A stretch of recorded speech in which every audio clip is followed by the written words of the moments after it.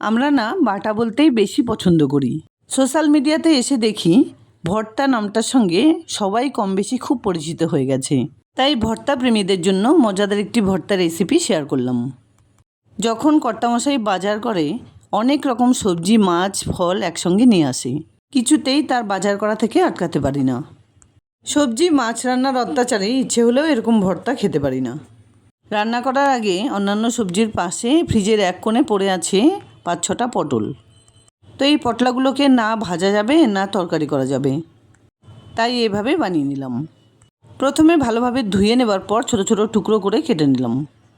তারপর সমস্ত পটলগুলোকে একটা মিক্সার জারে তুলে নেবার পর এর মধ্যে মিশিয়ে দিলাম 10-12 কোয়া রসুন আর একটুখানি জল। তারপরে ঢাকনা লাগিয়ে সব কিছু একসঙ্গে করে একটা মিহি পেস্ট বানিয়ে নিলাম। দেখো, খুব সুন্দর একটা পেস্ট বানিয়ে নেওয়া হয়ে গেছে।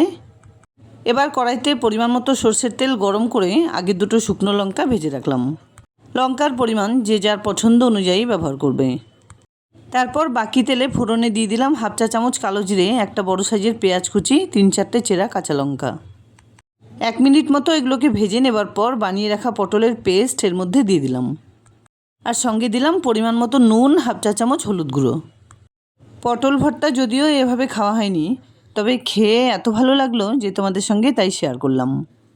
আরও 1-1.5 মিনিট এভাবে কষিয়ে নেবার পর দিয়ে দিলাম 1/2 চা চামচ করে জিরে গুঁড়ো, ধনে গুঁড়ো, লঙ্কা গুঁড়ো। তেল স্বাস্থ্যের জন্য খুব একটা ভালো নয় বলে আমি এই রেসিপিতে তেলের পরিমাণ একটু কমই ব্যবহার করেছি।